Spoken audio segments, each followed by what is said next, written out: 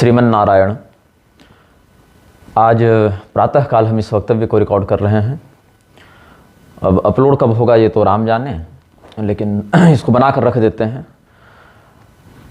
भगवान के बहुत से ऐसे प्रसंग जो शास्त्रों में वर्णित हैं और जो संत महात्माओं के द्वारा भी समयानुसार अपने साहित्य में अभिव्यक्त किए जाते हैं, उनमें बहुत से ऐसे शब्द होते हैं या बहुत सी ऐसी कथाएं होती हैं जो जनसामान्य को भ्रमित कर देती हैं।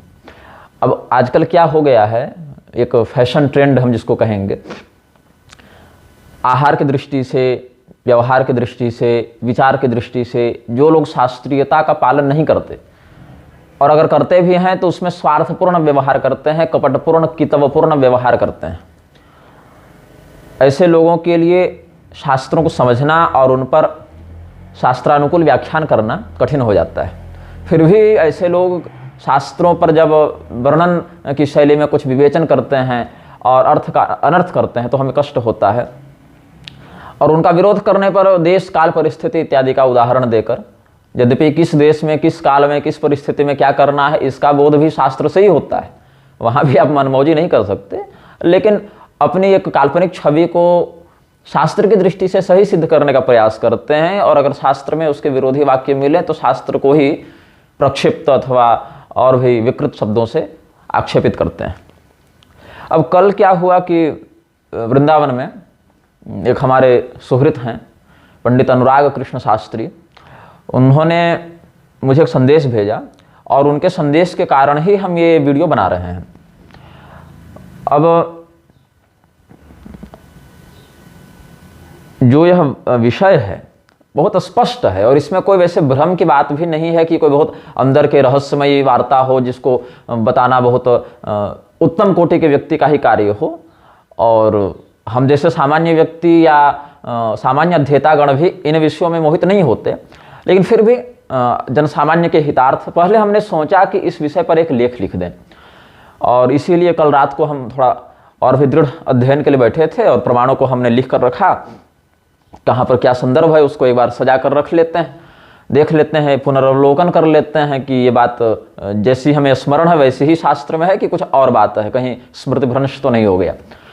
तो फिर सोचा एक लेख लिख दूं, फिर सोचा कि एक वक्तव्य निर्गत कर दूं, फिर सोचा दोनों कर दूं, लेकिन समय नहीं था तो दोनों क्या करूं। तो फिर सुबह उठे, स्नान ध्यान गायत्री इत्यादि गुरुमंत्र इत्यादि करने के बाद सोचे कि एक वक्तव्य रिकॉर्ड कर देते हैं।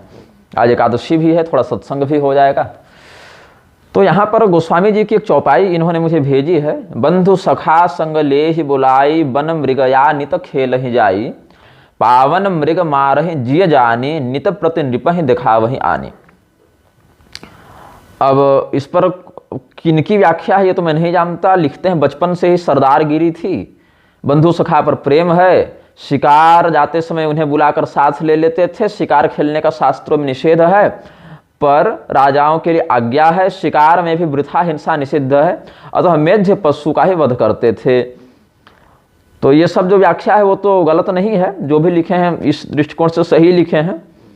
बचपन से ही सरदारगिरी थी ये शब्द थोड़ा सा कुछ लोगों को असहज कर सकता है, लेकिन कोई लांछन की दृष्टि से नहीं लिखा है व्याख्याकार ने। तो इस चौपाई पर शास्त्री जी ने प्रश्न किया कि इसमें क्या रहस्य है या क्या होना चाहिए, इन्होंने पूछा है। तो हमने कहा कि निजी रूप से उत्तर दें कि आपको सार्वजनिक मत बता दें। तो बोल दे कि जैसा आपको उचित लगे। तो एक शीघ्र में इनको उत्तर चाहिए था।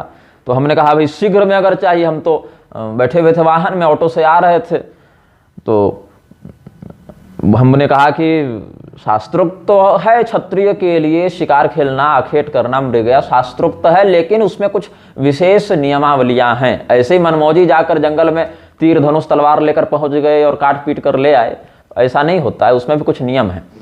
तो संक्षेप में है कि उचित है, विस्तृत के लिए थोड़ा समय दीजिए। तो अब हमें समय मिला है तो इस विषय पर हम चर्चा कर रहे हैं। सबसे पहले हम श्रीमद् भागवत महापुराण का आश्रय लेंगे। श्रीमद् भागवत महापुराण के चतुर्थ स्कंध में जो पुरंजनोपाख्यान है, वहाँ पर देवर्षि नारद ने जब वर्णन किया है कि पुरंजन शिकार खेलने के लिए गया है, जब उसकी पत्नी रूठ जाती है ना, अकेले काहे चले गए, हमको काहे लेकर नहीं गए, ये सब कोई आज का प्रपंच थोड़ी ही है, सब पुरातन काल का प्रपंच है।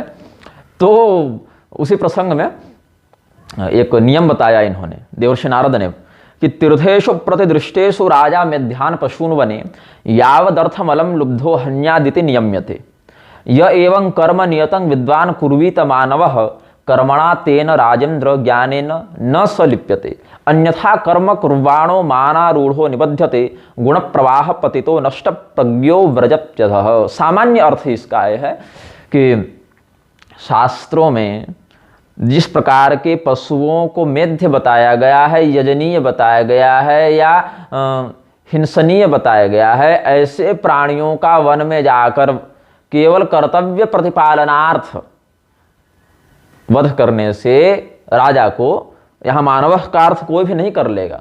मानव का जैसे आप देखेंगे रस गंगाधर में ही इत्यादि का जो व्याख्या इत्यादि किए हैं, व्याख्या इत्यादि में ब्राह्मण के लिए आखेट का निषेध है, शिकार खेलना ब्राह्मण के लिए निषेध है, क्षत्रिय के लिए प्रतिग्रह निषेध है, ब्राह्मण से मृगया क्षत्रिय से प्रतिग्रहम या प्रतिग्रह ऐसा कुछ है, देखना पड़ेगा एक बार, शूद्र से निगमाध्ययनम ऐसे करके है ना।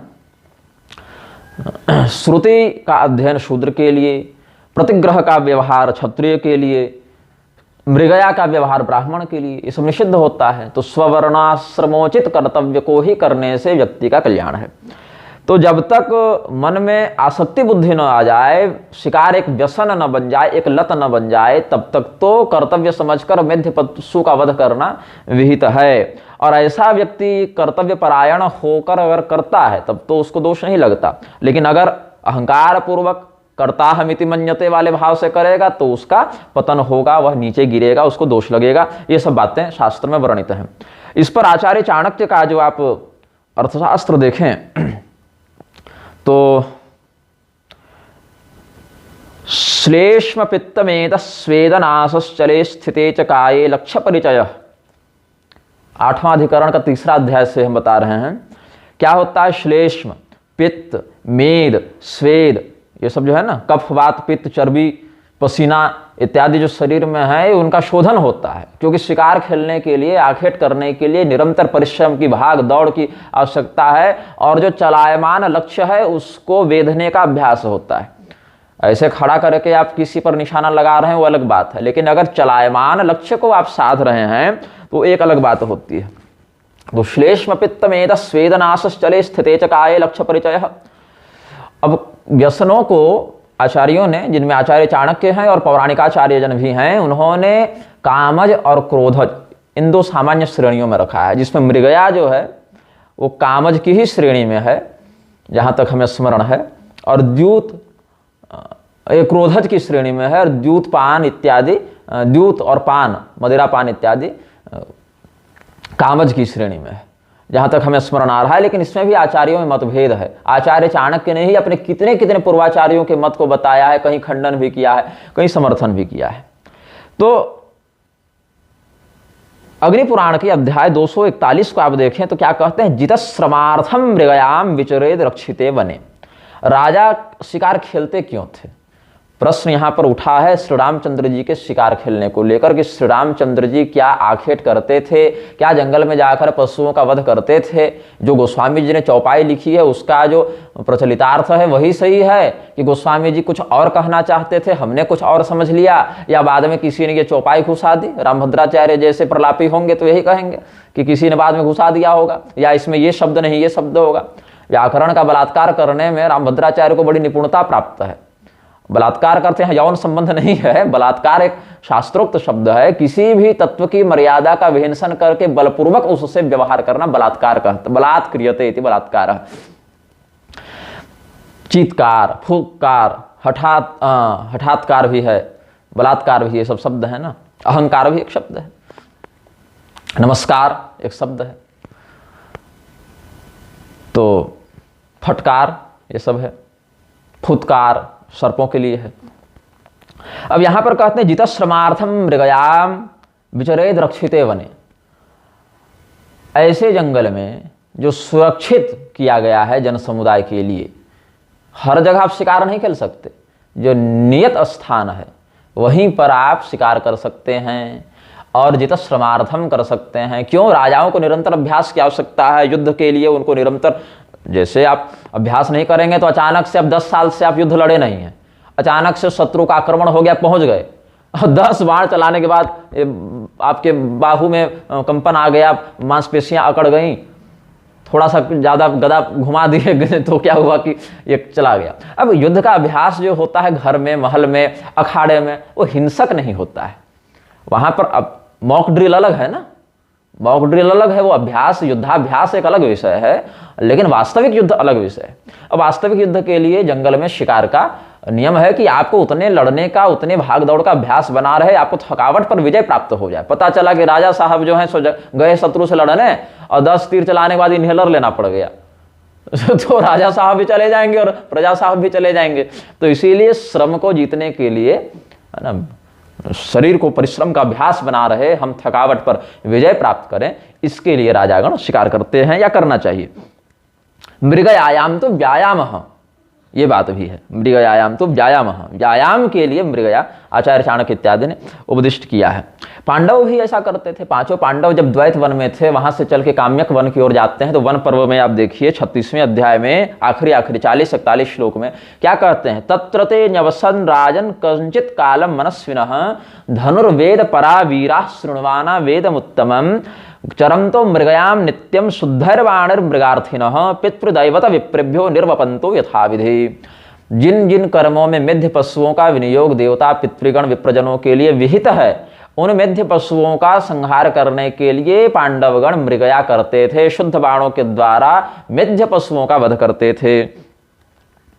और भगवान श्री रामचंद्र जी ने, आप पुराकल्प रामायण का आश्रय ग्रहण करें जो जामवान जी ने श्री राम जी को सुनाई है, तो पुराकल्प रामायण के अंतर्गत जब बाली ने आक्षेप किया है भगवान को कि आपने छिपकर हमें बाण मारा, कैसे मारा, तो उन्होंने कहा मृगया में ये सब चलता है बाबू, ज़्यादा तेज मत बनो, मृगया में तुम पशु योनि में हो, हालांकि किमपुरुष योनि में थे वो लोग ना, तो किमपुरुष योनि का बाह्य स्वरूप पुरुषों में पशु के समान होता है और स्त्रियों में अप्सरा के समान होता है। अब कोई आर्य समाजी धूर्त आ जाएगा तो कहेगा नहीं नहीं ये वन में रहते थे, वन का नर वानर कहलाता है, तो वानर राज अगस्त्य और वानर राज वाल्मीकि और वानर राज मतंग तो कभी देखने को नहीं मिले, ये सब तो ऋषि महर्षि कहलाए, या वानर राज गुह भी नहीं मिले, सबरी जी को भी वानर ही नहीं कहा गया, सब मनुष्य शरीर या ऋषि योनि में ही देखे गए हैं। वानर राज सुग्रीव, बाली, है ना, कपि श्रेष्ठ, वानर श्रेष्ठ हनुमान ही कहलाए हैं। तो कहीं का कुछ घुसा देते हैं ये लोग धूर्त लोग, शब्द का, शब्दार्थ का बोध न होने से।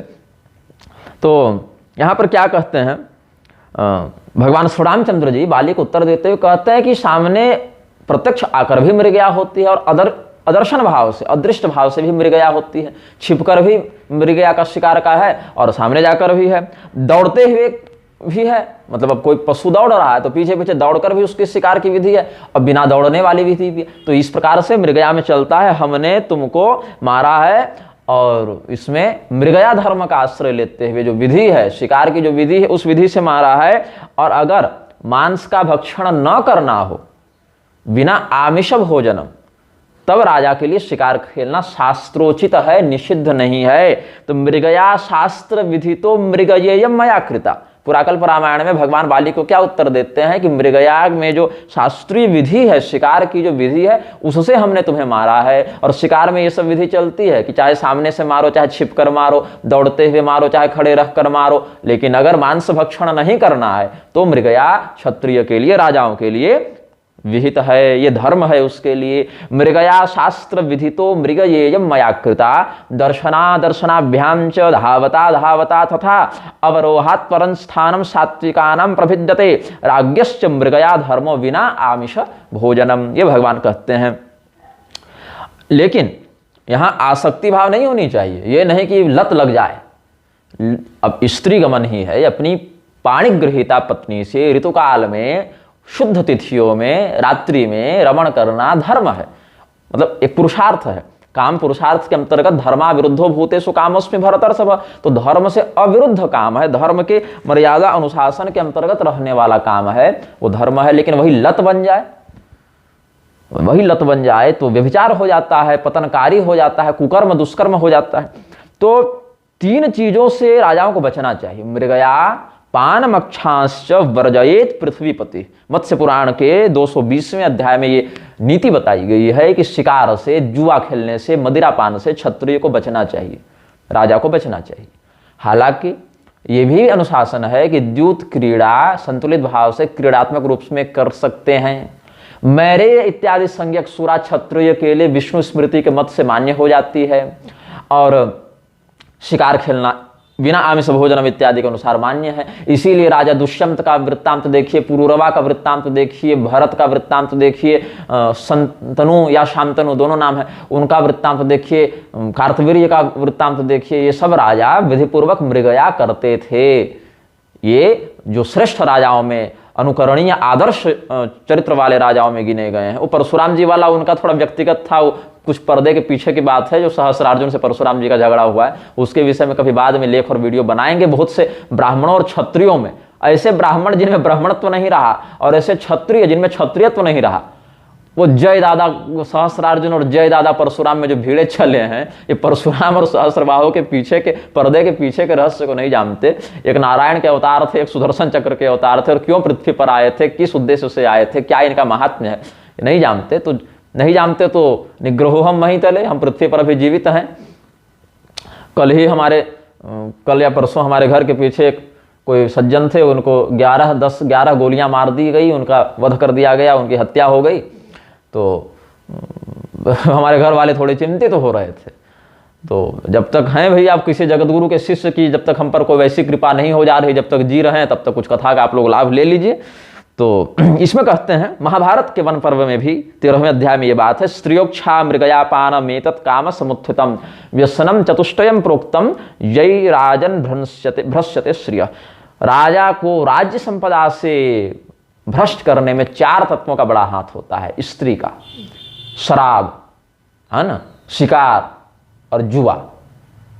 स्त्री मतलब पत्नी नहीं, व्यसन में आ जाए, यौन लोलुपता हो जाए, तो यौन लोलुपता बस स्त्रीगमन, जिह्वा लोलुपता बस मदिरापान, और जुआ खेलना, जुए की लत लग जाना, या क्या बोले, शिकार, आखेट की लत लग जाना। इनसे राजा का ये व्यसन है, ये सब बुरी आदतें हैं। अगर असंतुलित हो जाए, ये आप पर हावी हो गए तो बुरी आदत है, और आप संतुलित प्रयोग कर रहे हैं, क्षत्रिय राजसी स्वभाव का होता है, तो उसको उतना दोष नहीं लगता है। लेकिन एतान्य सेवमानास्तु विनष्टाः पृथ्वीच्छितः, इनका निरंतर व्यसन भाव से सेवन करने से राजा का नाश हो जाता है।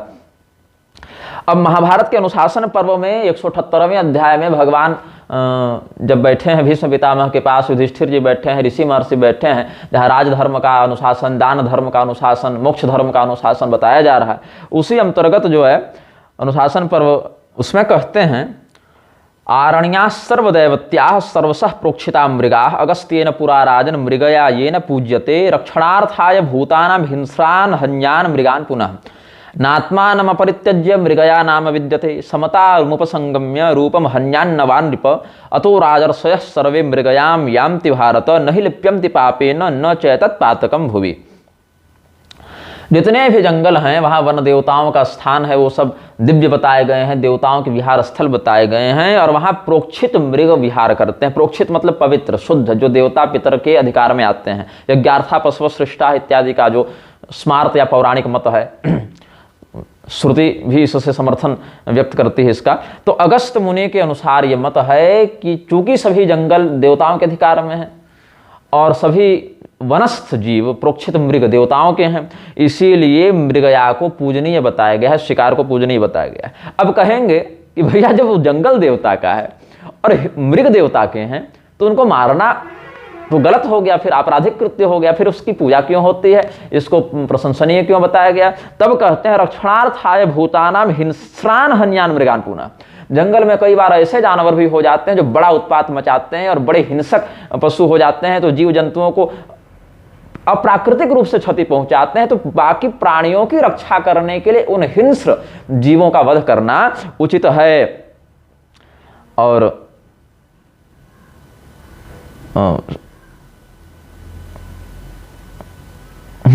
केवल विलासता के लिए, केवल किसी बढ़िया जीव को देख लिए तो उसकी सुंदरता पर मोहित होकर हम मार दिए कि उसको ले आएंगे, चमड़ी खींच लेंगे और ये करेंगे, उसको नहीं कहते।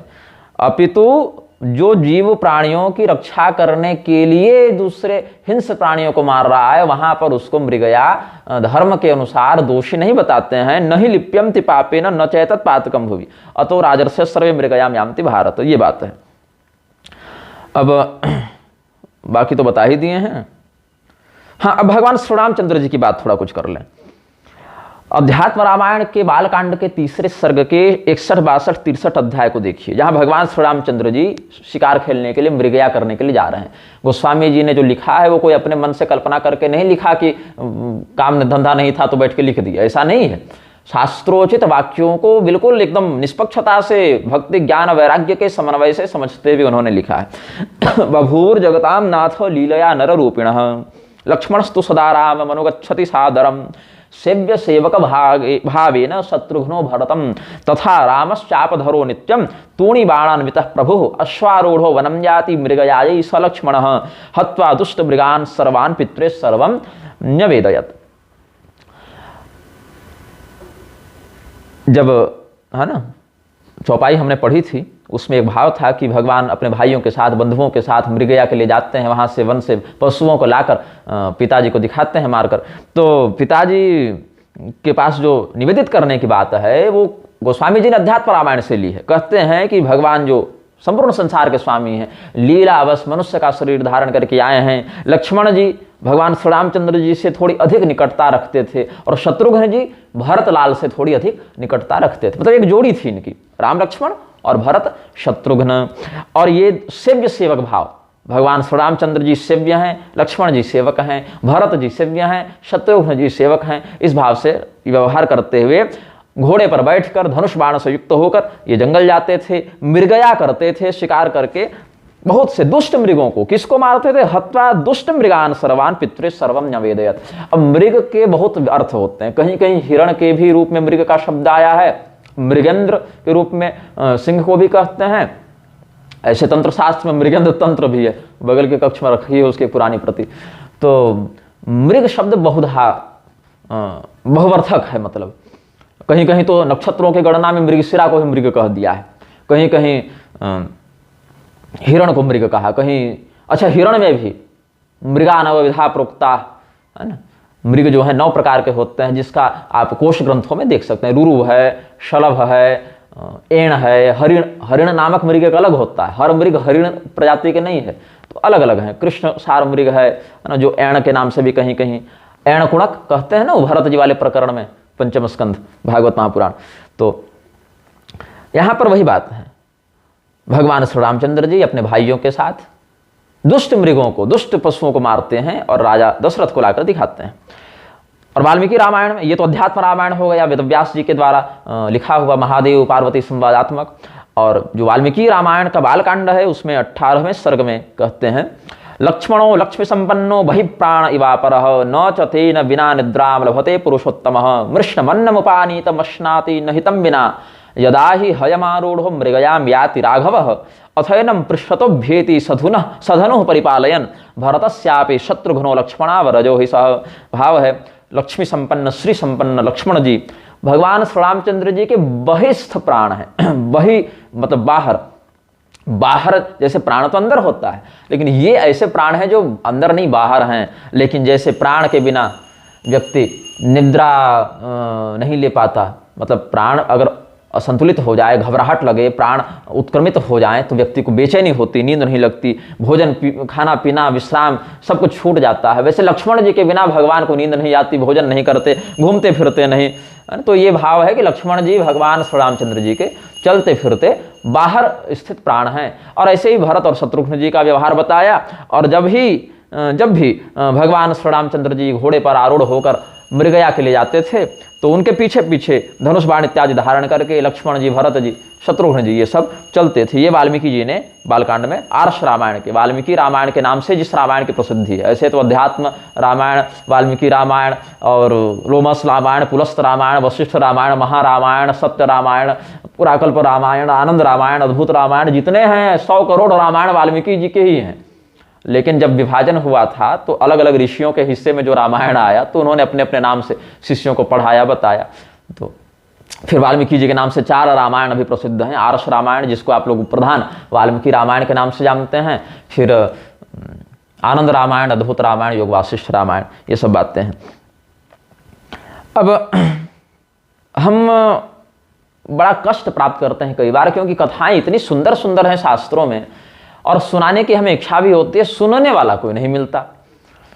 अब इस मामले में सूत जी महाराज बड़े सौभाग्यशाली हैं। तो सूत जी ने एक रामायण सुनाई है शौनक जी को। ऐसे तो पौराणिक रामायण उन्होंने सुनाई है, लेकिन पुराकल्प रामायण जो है वो तो पद्म पुराण के अंतर्गत मिल जाएगा आपको। मार्कंडेय रामायण के कुछ भाग आपको महाभारत में मिल जाएंगे, तो ये सब तो खैर हैं।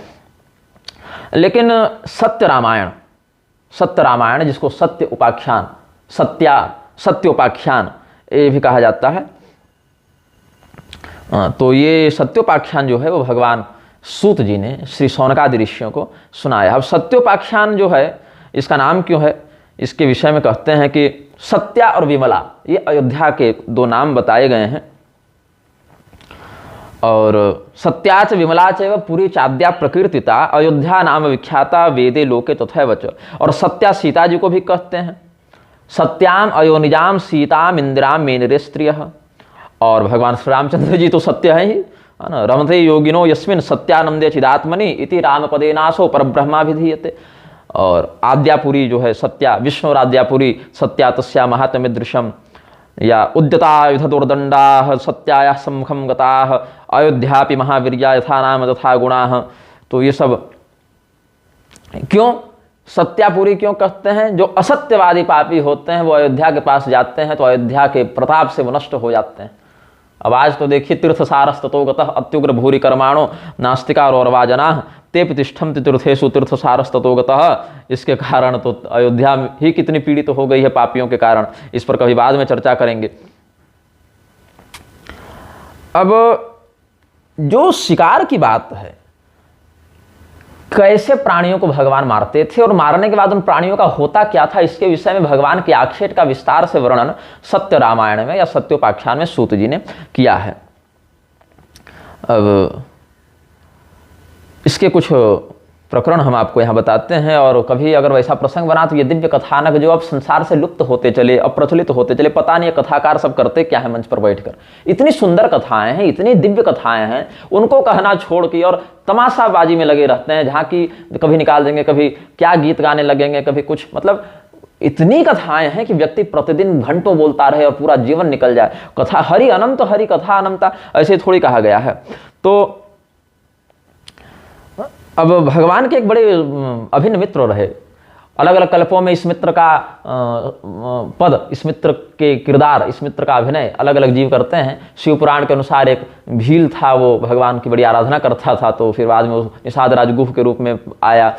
सत्यनारायण कथा में भी आगे है ना, एक सत्यनारायण भगवान का भक्त था, वो ही भील निषाद राजगुह के रूप में आया। तो ये बड़े भगवान के अभिन्न सखा रहे। तो भगवान से कहते क्या हैं, मृगयात्र त्वया कार्य ह्यात्म तोषण हेतवे। राम जी के पास आए हैं निषाद राज और कहते हैं प्रभु, अभी राम जी का विवाह नहीं हुआ है, ये विवाह से पहले की बात है। राम जी अभी बच्चे हैं, बच्चे क्या है मतलब नव किशोरावस्था में बस घुसने की तैयारी में है। तो भगवान के पास इनके मित्र आए हैं निषाद राज और कहे कि प्रभु चलिए हम लोग शिकार खेल कर आते हैं, हम लोग मृगया करके आते हैं। क्योंकि निषाद राज जंगल में रहते थे और वनवासियों का कर्तव्य और अधिकार दोनों है शिकार करना, उनकी आजीविका भी उससे जुड़ी हुई है। तो क्षत्रियों के समान कई बार धर्मपूर्वक भी और कई बार धर्म का सम्यक परिज्ञान न होने से अधर्म वाली भी ये लोग कर लेते थे शिकार की वृत्ति। लेकिन यहाँ पर श्री रामचंद्र जी ने कहा चलो ठीक है, तो दुष्ट प्राणियों को मारना है तो वैसे थोड़े खड़े खड़े मार पाएंगे। तो शिकारी कुत्ते भी होते थे राजाओं के पास।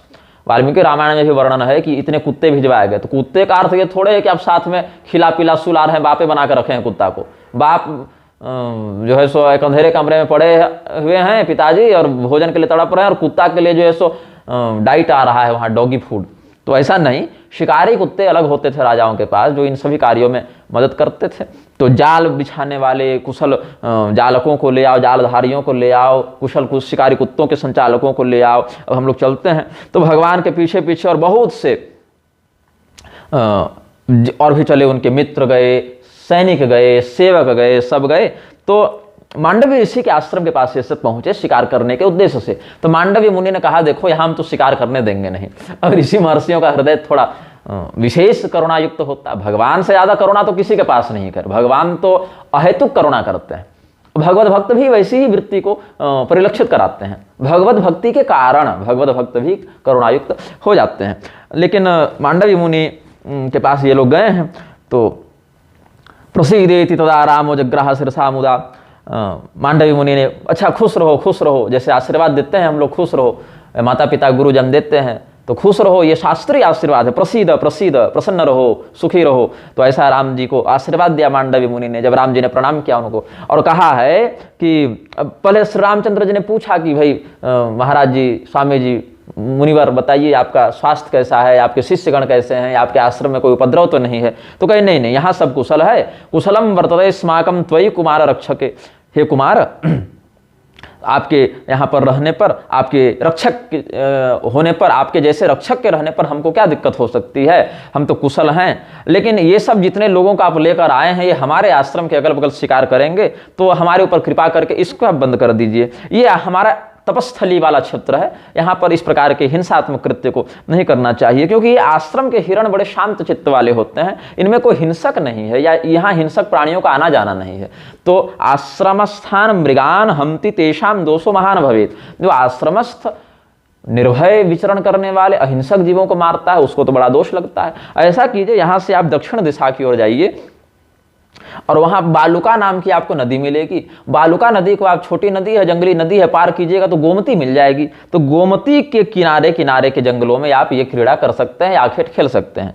तो श्री रामचंद्र जी ने कहा ठीक है। तो आगे फिर निषाद राज गुह को कहा भैया तुम रास्ता दिखाओ, तुम इधर के स्थानीय हो। तो निषाद राज गुह भगवान के साथ आगे आगे चले हैं मार्ग दिखाते हुए। जगमुर वनांतरम सर्वे गुहे न दर्शिताध्वना वनाद वनांतरम जगमुह क्रीड़ार्थम तेज राघवा। फिर बहुत कुछ वृक्षान नाना विधान फुल्लान ऋतुराज न सर्वतः, ये वसंत ऋतु का काल था। ददर्श रामो भगवान कुर्बन क्रीड़ा मने कथा। ये सब सत्य रामायण सत्योपाख्यान से बता रहे हैं। अब आगे बढ़े तो यहाँ तो वसंत ऋतु की सौंदर्य वृत्ति का वर्णन है, तो फिर कुछ हंसी मजाक कर रहे हैं भगवान अपना, इधर उधर खेल कूद रहे हैं, ये सब वर्णन। हाँ, अब आगे देखिए जो 46वां अध्याय है सत्य रामायण का, सत्योपाख्यानम का, वहां कहते हैं सूत जी, अथ रामोपि धर्मात्मा वसंतोत्सव मनमभूत मृगयायाम रतिम चक्रे सखिभिः सह बुद्धिमान स्वगणेन समायुक्तम। यहाँ ताल विषय है, स्वगणेन मतलब कुत्तों के झुंड के साथ। तदाच भ्रातृभिर्वृतम या तथा च, दोनों पाठ भेद हैं। वनम विवेश रामो ही गुहेन सखिभिस्तथा। भगवान क्या किए हैं, धर्मात्मा। कैसे श्री रामचंद्र जी, राम विग्रहवान धर्म ही भगवान की आत्मा है, धर्मस्वरूप भगवान श्री रामचंद्र जी, धर्मात्मा श्री रामचंद्र जी। शिकार खेलने में अपना मन लगाते हैं। बसंतोत्सव करने के बाद शिकार खेलने के लिए अपने बुद्धिमान मित्रों के साथ, और जो सेवक शिकारी कुत्ते लेकर आए थे उनके साथ जंगल में प्रविष्ट होते हैं शिकार खेलने के लिए। और गगनम छादयामास हयस्य खुर रेणुभिः चल लक्ष्य निपाते च रामभ्यासम चकारः। उनके घोड़ों की टाप से जो धूल उड़े उससे आकाश ढक गया। और क्यों गए राम जी, तो चल लक्ष्य निपाते च रामभ्यासम चकारः। जब हिंसक प्राणी इधर उधर दौड़ते हैं तो चलायमान लक्ष्य को वेधने का अभ्यास जो है वो भगवान श्री रामचंद्र जी उन पर करते हैं। तो भगवान जब आगे देखे तो हिरणों का झुंड मिला, तो एक हिरण पर उन्होंने अपना लक्ष्य साधा, एक हिरण को मारेंगे। तब तक क्या देखते हैं, उस हिरणी का जो बच्चा है वो पीछे पीछे आ गया उस हिरणी का दूध पीने के लिए। मृगी नाम स्तनपायी भी। तो फिर भगवान चिंता में पड़ गए, अब कैसे मारे। तो भगवान जो है सो उस बच्चे को देखने लगे, उसकी माँ को देखने लगे कि ये दूध पिला रही है, इसको मारने में तो दोष लग जाएगा।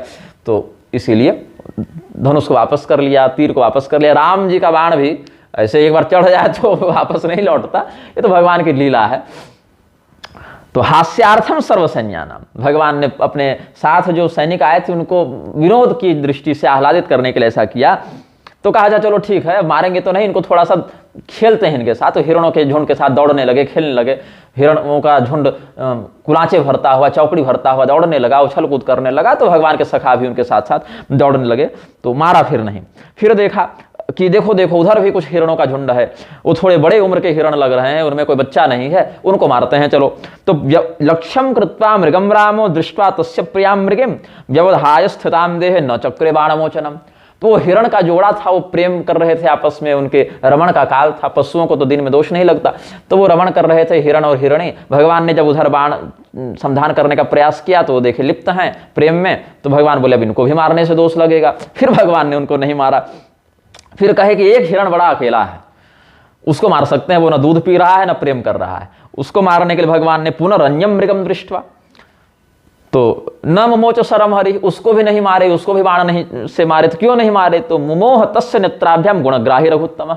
भगवान श्री रामचंद्र जी गुण के बड़े ग्राही हैं, ग्राहक हैं, सद्गुण को बड़ा प्रश्रय देते हैं। तो देखिए कितना सुंदर हिरण है, निश्चल है, शांत चित्त से यहाँ पर निर्भयतापूर्वक, मतलब चंचल तो होते हैं हिरण लेकिन निर्भयतापूर्वक यह विहार कर रहा है। कितने सुंदर इसके नेत्र हैं। तो उसकी सुंदरता पर भगवान को बड़ा आनंद आया, रीझ गए, मुग्ध हुए, बोले इसको भी नहीं मारते हैं। तब तक निषाद राज आए, बोले महाराज किसी को तो मारिए। अब निषाद राज तो निषाद है, अब निषाद जाति वनवासियों के लिए इतनी करुणा की स्थिति प्राकृतिक रूप से नहीं देखने को मिलती। बोले कि अच्छा ऐसा कीजिए, अब इन हिरणों को छोड़िए, हम समझ गए आप इनको नहीं मार पाएंगे। मृग यूथ मत वधे नैव यस्माकं किम भविष्यति। अरे मारना है बड़े प्राणी को मारिए, कोई सिंह मारिए, हाथी मारिए, कोई हाथी उन्मत्त हो गया हो, कोई सिंह आदमखोर हो गया हो, उसको निपटाते हैं। तो भगवान बोले अच्छा चलो ठीक है। अब भगवान एक पान लगाते हैं यहाँ, पान, एक कहावत है ना बीड़ा उठाना, कौन इस कार्य का बीड़ा उठाएगा। तो एक बीड़ा रखते थे पहले राजा लोग, तो एक बीटी का पान की एक बीड़ा वहां पर रखे भगवान और बोले कि ऐसा है अब हम नहीं मारेंगे किसी को, अब तुम लोग बहुत पराक्रम अपना बता रहे हो, बहुत कर रहे हो, हम ये हैं वो हैं, तुम लोग जाकर मारो, और ये बीड़ा जो उठाएगा उसको सिंह मारना पड़ेगा। तो सिंह मारने का पराक्रम जिसमें वो ये बीड़ा उठाए। तो को हमता यस्य सिंहस्य गृह्णातु वीर वीटिकाम। एक सिंह आया है सामने भगवान के पास, बड़ा अट्टहास कर रहा है, बड़ा दहाड़ रहा है। भगवान के घोड़ों को देखकर सिंह को क्रोध आ गया है कि हमारे क्षेत्र में आकर ये कैसे उत्पात कर रहे हैं भाई। तो सिंह को सामने देखा भगवान ने, तो एक पान निकाला और कहा कि देखो भैया ये सिंह को जो मारेगा वही ये बीड़ा उठाए, ये बीड़ा खा सकता है। तो भगवान के मित्र थे निषाद राज, उन्होंने तुरंत वो बीड़ा उठाकर मुख में डाल लिया और कहा गुहो जग्राह वेगेन हम तव्योयम मया हरि।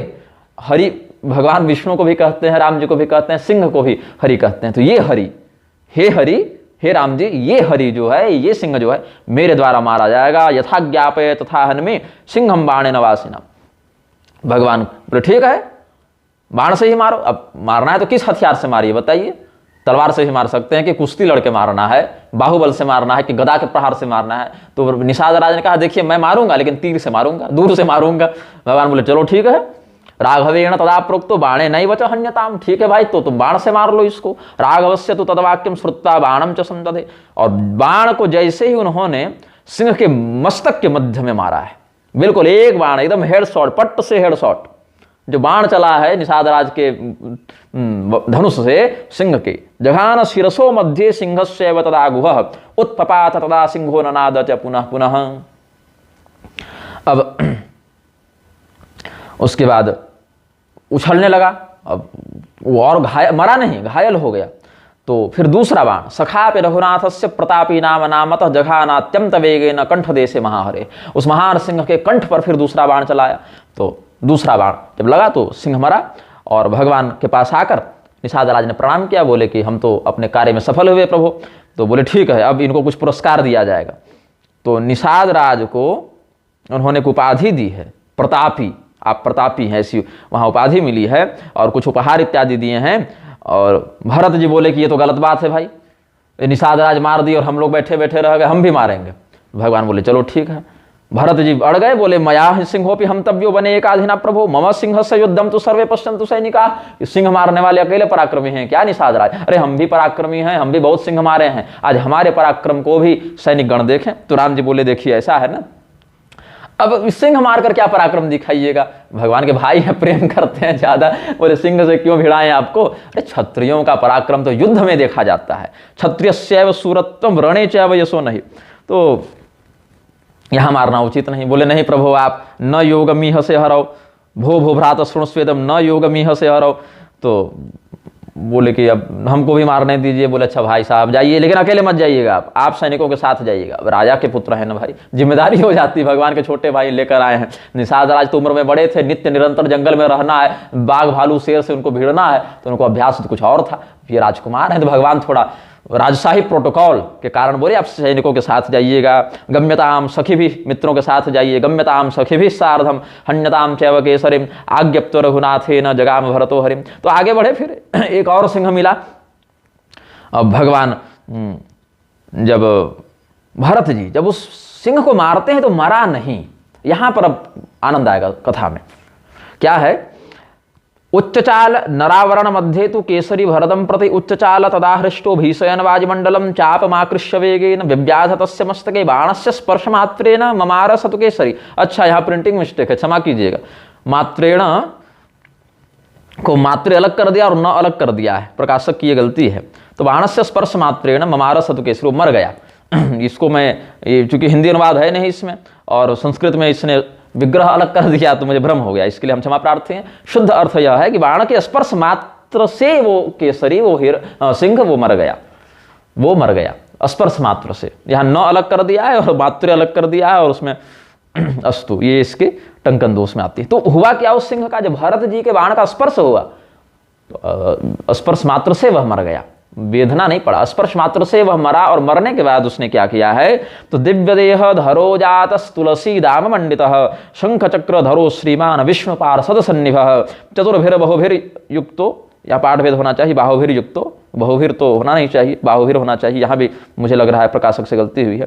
मुकुटी कुंडलान्वित भरतस्य ननामाथ पाद पद्मे महात्मना पुनरुत्थाय प्रेमणा तु तस्थो प्राग्वलिरग्रतः। अब भरत जी के बाण का स्पर्श होते ही वह सिंह रूप का परित्याग करके शंख चक्र गदा पद्म दिव्य स्वरूप को धारण कर लिया, विष्णु भगवान का पार्षद बन गया और भरत जी को प्रणाम किया। तो भरत जी बोले कि भाई, उसको पहले प्रेम से उठाया, गले लगाया, बोला भाई तुम हो कौन? तुम सिंह के रूप में इधर क्या कर रहे थे? कथम चरस सिंहस्य रूपेण तम वने वने, हमारे बाण के स्पर्श मात्र से तुम इस प्रकार से दिव्य रूप को धारण कैसे कर लिए? केनैव कर्मणा प्राप्त सिंह योनि वदस्व मे पुनस्तम दिव्य रूपो ही मदबाणस्य स्पर्श मात्रतः इति में संशयम छिंदी सर्वेशा विश्रणवताम। तो भरत जी के कहने पर उस सिंह ने बताया कि कलिंग देश संभूतो नामना हम शंकरोद्विज दुष्ट संग प्रभावेण ब्रह्मत्वम नाशितम मया। हम कलिंग देश में रहते थे महाराज, हमारा नाम शंकर था, हम एक ब्राह्मण थे और हम दुष्टों की संगति में पड़ गए, हमारा ब्राह्मणत्व नष्ट हो गया। हम क्या करने लगे? सर्ववर्णाश्रमाणाम च निंदको हम पुरा भवम वैष्णवद्विज देवानाम निंदने तत्परो भवम। हम सभी वर्णाश्रमों की निंदा करने लगे थे, हम वैष्णवों की निंदा करते, ब्राह्मणों की निंदा करते, देवताओं की निंदा करते। और पृथ्वी में एक बार ऐसे घूम रहे थे तो भरद्वाज मुनि के आश्रम में मिले। तो क्या देखते हैं?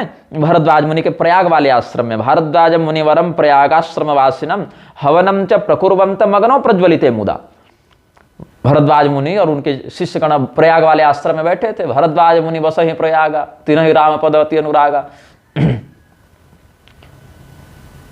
और भरद्वाज मुनि अपने आश्रम में बैठे थे, उनके बाकी मित्रगण, गुरु भाई, गुरुजन, शिष्यगण अपने ऋषियों के समूह के साथ वो हवन कर रहे थे। तो हवन में क्या कर रहे थे? खीर, घी, शक्कर, तिल ये सब मिला के और कुछ फल इत्यादि मिला के और अग्नि में डाल रहे हैं, हवन कर रहे हैं। घृतम शर्करया सार्धम तिलेन सह पायसम अन्य मिष्ट फल साकम क्षिपंतम जात वेदसी। तो हम उस हवन को देख कर गए हैं और कहते हैं क्या ये मूर्खता लगा कर रखे हैं। जो आजकल के नास्तिकों की जो थेथरई है, कुतर्क बुद्धि, वही कह रहे हैं कि ये जो खीर से आप आहुति कर रहे हैं ये तो फालतू यहाँ अन्न की बर्बादी हो रही है। अरे हमको दे दो, मह्यम देहि महाभाग ये ना हम बलवत्तर। और ये खीर और फल दूध मिठाई खा के हमारा पोषण होगा, हम तगड़े हो जाएंगे। भवामि न चिराद ब्रह्मन् त्वादृशानां च पातने। आप लोग जैसे व्यक्तियों के जो ये दुराग्रह पूर्ण कृत्य है उनको रोकने के लिए हम आए हैं। ये सब खीर हमको दे दो, फल हमको दे दो। यहाँ तो अन्न का उपद्रव हो रहा है, अन्न की बर्बादी हो रही है ना। ये जो अग्नि में आप डाल रहे हो ये तो भस्म हो जा रहा है। तो ये तुम्हारे द्वारा कौन सी मूर्खता का कृत्य किया जा रहा है? अरे हमें खिलाओ, हम सिंह के समान ताकतवर हो जाएंगे। तो ब्राह्मण देवता क्रोधित हो गए, बोले भैया ये तो शास्त्र की विधि है ना, देवताओं को इसी माध्यम से पोषण प्राप्त होता है, ये याज्ञिक विधि है। इस एक आहुति से देवता को जो बल प्राप्त होगा उससे वो प्रकृति पर जो प्रकृति के माध्यम से जो अनुग्रह करेंगे अपने याजक पर, उससे कितने भोगों का उपभोग साधक करता है। तो भरद्वाज मुनि क्रोधित हो गए और कहे ब्रह्मबंधो किमे तप्ते व्याहृतम वेद निंदनम वेदो नारायण साक्षात तेने वाराध्यते हरि हृदयम तव सिंहत्वे तस्मात् सिंहो भविष्यति। यह भविष्यसी होना चाहिए था। तव के साथ भविष्यसि होना चाहिए। सप्तो हम तेन विप्रेण पे पथुर्मे तदाश्य भूत प्रावोचम प्लांजरिम कृत्वा कदा मुक्तिर्भविष्यति सिंहयो निर्द्विजश्रेष्ठ पापिनो में महामुनि। तो भरद्वाज मुनि ने डांटा, करे अधम ब्राह्मण, केवल चमड़िए से ब्राह्मण हो क्या, जाति ब्राह्मण हो क्या, ब्राह्मणत्व का कुछ बोध नहीं है, ये तो वैदिक विधि है यज्ञ की, तुम वेद की निंदा करते हो। अरे वेद साक्षात नारायण ही वेद स्वरूपी हैं और वेद के द्वारा उन्हीं भगवान हरि की आराधना की जाती है। और तुम जो कहते हो कि माम च भोजय भो विप्र प्रभविष्य सिंहवद बलि, कि हम सिंह के समान पराक्रमी हो जाए, तो जाओ तुम सिंह ही बन जाओ, फिर तुम शेर की योनि में चले जाओ, तुम पशु बन जाओ। तो फिर हम हाथ जोड़ दिए कि प्रभु मेरा उद्धार कैसे होगा। तो भरद्वाज जी ने फिर कहा कि त्रेता युगे दासरथे साक्षादीशो भविष्यति अयोध्यायां महापुर्यां नामना राम महीपते कनीयान भरतस्तस्य भ्राता सूरो भविष्यति मृगयार्थम रामचंद्र सखिभिः परिवारितः यत्र तं सिंहरूपेण यास्यसि विपिने घने भरतस्तत्र चागत्य चेषुणा त्वां वधिष्यति बाणस्य स्पर्शमात्रेण दिव्यदेहो भविष्यसि अधुना तव वाक्यं तु सत्यं जातं तवाग्रतः नमस्ते राजपुत्राय भरताय नमो नमः नमस्ते रघुवर्याय नमस्ते सत्यमूर्तये। ऐसे कह के फिर भरत जी का कैसे अवतार होगा, कैसे रामचंद्र जी का ईश्वर भी रामचंद्र जी के रूप में आएंगे, कैसे दशरथ पुत्र बनेंगे, फिर ये सब शिकार खेलने जाएंगे, वहाँ भरत जी के बाण का स्पर्श प्राप्त करके तुम शाप से मुक्त होगे। ऐसा सब अपना वृत्तांत बताया, भरत जी को प्रणाम किया, फिर राम जी को प्रणाम करके अपने दिव्य धाम को वो चला गया। अब इस प्रकार से अब आगे फिर कुछ दूर बढ़ते हैं तो हाँ बंद है, अभी कुछ कार्य कर रहे हैं। हाँ, अब एक मेधावी नाम के ऋषि का यहाँ वर्णन आता है। मेधावी नाम स ऋषि ज्ञात्वा राम समागतम शिष्य परिव्रतो मुख्य फल पुष्प कर मुदा। राम जी वहाँ पर मेधावी ऋषि के आश्रम में ठहरते हैं। एक धुआं का उनको आकाश में बवंडर दिखता है तो समझ जाते हैं यहाँ हवन हो रहा होगा। तो मेधा ऋषि या मेधावी ऋषि के आश्रम में जाते हैं, वहाँ फल मूल खाते हैं बढ़िया से। और कौशल्या जी घर से कुछ भिजवाई थी। तदा रामस्तु पक्वान्नम भ्रातृभिः सखिभिः सह कौशल्या प्रेरितम चान्नम बुभुक्ष प्रीतिमानसः। फिर केला खाए, कदली फलों का भक्षण किया और भी बहुत कुछ खाए भगवान। और इसी समय क्या हुआ, भगवान की सेना जो है वो रात को सो रही थी, अपना फलाहार इत्यादि करके भक्षण। यहाँ कहीं मांसाहार का वर्णन हमको यहाँ पर नहीं मिला है कि शिकार तो इतना किए हैं लोग, लेकिन मांसाहार के यहाँ नहीं मिला है। फल फूल या घर से जो टिफिन आया था इनके लिए कौशल्या जी के द्वारा वो सब खाए हैं, लेकिन मांसाहार का सत्योपाख्यान में भी हमको वर्णन नहीं मिला है। तो एक हाथी का जो है यहाँ उपद्रव हुआ। रात्रि में एक पागल हुआ या उन्मत्त या बहुत ही अहंकारी हाथी आया, पूरा उत्पात किया इस हाथी ने, पूरे वृक्षों को उखाड़ कर फेंक दिया और बहुत बवंडर किया इसने। तब भगवान के साथ भी कुछ महावत गए थे, वो बोले कि महाराज ये हाथी तो हमसे नियंत्रित होगा नहीं, अब इसको मारना ही पड़ेगा। तो शत्रुघ्न जी उठे, शत्रुघ्न जी बोले कि हम हैं, हम रक्षा करेंगे सबकी। तो शत्रुघ्न जी गए, बोले कहाँ वो हाथी किस क्षेत्र में है भाई। तो अपने धनुष बाण को लेकर, गुह को लेकर निषाद राज के साथ गए हैं और वहाँ पर भगवान शत्रुघ्न का, अरे इसके लिए हास्यम कृत्वा शत्रुघ्न, अरे इसके लिए तुम लोग इतने डर रहे हो, अरे ये तो बड़ा कमजोर हाथी दिख रहा है। तो भगवान ने, शत्रुघ्न जी ने तताड़मस्तके बाणम स्वर्णपुंखम शिलासितम सतु प्राणो गजम भित्ता प्राणामाकृष्य तस्यतु गुरुद्वारेण निर्धाम भूम्यांत्यविषे पुनः, या गुरुद्वारेण यहाँ होना चाहिए। भगवान ने, शत्रुघ्न जी ने जो बाण मारा इतने शीघ्रता से मारा, मस्तक पर बाण लगा। हाथी तो ऐसे से रहेगा ना मनुष्य के, तो मस्तक से जो बाण लगा वो उसके गुदा द्वार से निकलकर पृथ्वी में धंस गया। इतने शीघ्रता से बाण मारा, एक ही बाण में निपट जाना है ऐसे घातक प्रहार के कारण। अब उसके हाथी का शरीर तो छूट गए और वह बन गया देवता। गजदेहम परित्यज्य देवदेहो बभुवः शंख चक्र धरो देव वनमाला परिष्कृतः। शंख चक्र इत्यादि धारण करके वनमाला से विभूषित होकर विष्णु पार्षद के समान उसका स्वरूप हो गया। तो शत्रुघ्न जी ने भी कहा कि पप्रच्छ कारणम तम तु गजदेहस्य तम प्रति कारणम ब्रूहि भो देव गजदेहस्य माम प्रति केन तम कर्मणा जातो गजरूप महामते। बोले तुम कैसे हाथी बन गए भाई, उस सिंह वाला तो भरत जी ने देख लिया था, हाथी वाला देखना था कि ये तुम हाथी कैसे बने। तो कहते हैं कि मैं ब्राह्मण था, मैं बहुत शराब पीता था और हमेशा साधु संतों की निंदा करता था। हम शराब नहीं पीते, हम साधु संत की निंदा नहीं कर रहे हैं, पहले बता दे रहे हैं, कोई इसमें कमेंट करने मत आ जाना। जो अशास्त्रीय बात है उसका हम खंडन करते हैं और शास्त्रीय बात का समर्थन करते हैं। किसी को भी साधु संत बता देते हो और उसके अधर्म का विरोध करने वालों को निंदक बता देते हो, होशियार रहना। तो मैं, जो हाथी है वो बता रहा है कि मैं पिछले जन्म में पुराहम ब्राह्मणों भूत्वा मद्यपान रतः सदा साधु निंदा करो नित्यम तथा विष्णु वृंदकः मत्तो हम मदपान न विथ्याम गच्छन्नितस्ततः। हम ब्राह्मण होने के बाद भी शराब पीकर साधुओं की निंदा करते, भगवान विष्णु की निंदा करते हुए एकदम नशे में डोलते हुए इधर उधर भटक रहे थे। तो माहिष्मति नगरी में रहता था। तो कोई ऋषि से इसकी भेंट हो गई। सुदर्शन नाम के वो ऋषि थे, वो बड़े बुद्धिमान विष्णु भक्त थे, साधुओं की सेवा करते, जितेंद्रिय थे। तो सरोवर के किनारे वो स्नान करके अपनी पूजा कर रहे थे, भगवान विष्णु की आराधना कर रहे थे। तो घंटी बजाए, आरती करते हैं, घंटी बजाते हैं, शंख बजाते हैं। तो भगवान की आराधना के अंतर्गत उन्होंने घंटी बजाई, उन्होंने शंख बजाया। तो हम हाथी के समान चिंघाड़ने लगे, हंसने लगे और कहे सब क्या लगा रखे हो, क्या ये सब नाटकबाजी है।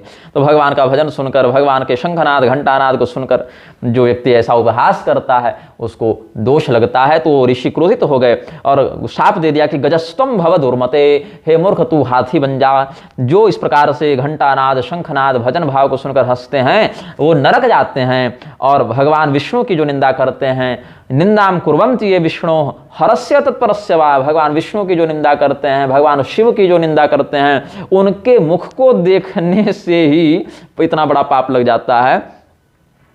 और इसीलिए तुम पतित हो जाओ, तुम हाथी के शरीर में चल जाओ। तो फिर ये जो मदिरा पाई ब्राह्मण थे वो प्रणाम किए, बोले महाराज हमारा उद्धार कैसे होगा। तो कहे सुदर्शन ऋषि कहे कि त्रेता युगे अयोध्यायाम राजा दशरथो किल भविष्यति महाप्राज्ञस्तस्य पुत्रो हरिस्वयं राम लक्ष्मण भरत शत्रुघ्ना इति संज्ञया खेटकार्थे कुमारास्ते गमिष्यन्ति वने वने गोमत्याः पुलिने रम्ये वासस्तस्य भविष्यति गंधमाघ्राय सेनायाः गजानां तं गमिष्यसि त्वदीय गंधमाघ्राय विद्रविष्यन्ति ते गजाः अर्धरात्रे महाघोरे जाग्रतः शत्रुघातिनः तस्य बाणप्रहारेण गजत्वं तं त्यजिष्यसि अंघ्रिस्पृष्ट्वा तदा तस्य प्रयास्यसि परम पदम।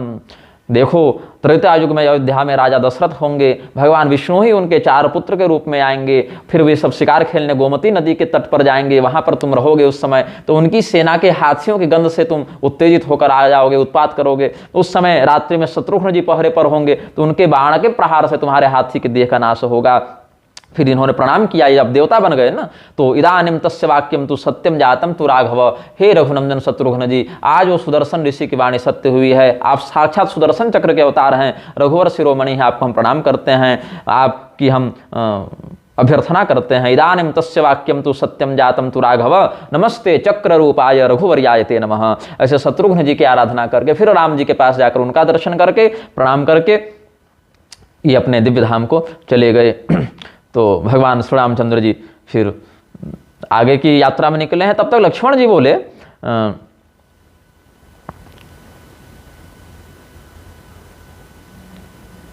हाँ, और फिर कुछ और हिरणों के यहाँ चर्चा आती है। तो वाल्खिल्य मुनि जो 60,000 की संख्या में रहते हैं, कश्यप जी की संतान है, वो सब मिले। तो भगवान श्री रामचंद्र जी को उन्होंने शिकार करने से रोक दिया कि न हम तव्यो मृगो जम्बनवासिनाम भविष्यति महादोषो बधो यस्य कुमारकः।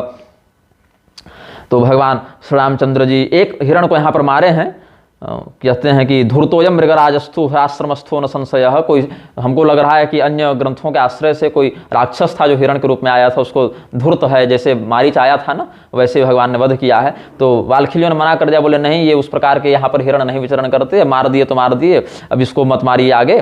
तो भगवान ने क्षमा मांगी कि क्षम्यताम अपराधम में बालकस्य महामति अजानता मया चैव युवयोर्द्रावितो मृग, कि उस हिरण को मारने के चक्कर में आपके आश्रम के हिरण भी बड़े भयातुर हो गए, इसलिए हम क्षमा चाहते हैं। तो बालखिल्य बोले कि देखिए आपने अनजाने में किया, अनजाने का तो खैर दोष नहीं, और आप तो ईश्वर हैं तो आपको तो ऐसे भी कोई दोष नहीं, लेकिन फिर भी अब मर्यादा पुरुषोत्तम है तो मर्यादा की रक्षा करने के लिए हमने इतनी आपको आपत्ति कर दी। अजानताम न दोषोस्ति तेश्वराणाम च किम पुनः मर्यादा पालिता राम त्वया वै धर्म भीरुणा। और वहीं आशीर्वाद दिया है कि राजा जनक के यहाँ 4 बच्चियां हैं। जनकस्य गृहे संति कुमारियः वेद संख्या, वेद की संख्या मतलब 4 की संख्या में वहाँ कुमारी हैं, उनसे आप लोगों का विवाह होगा। विवाहो भवताद वीर कुमारिणाम किले कदा, एक समय आपका विवाह वहाँ पर होगा। ये बालखिल्यों का आशीर्वाद वहाँ पर मिला है। अब लक्ष्मण जी, अब ये सब आगे कुछ दूर गए हैं, तो लक्ष्मण जी बोले कि भैया यहाँ पर हमारे जीजा जी का घर है।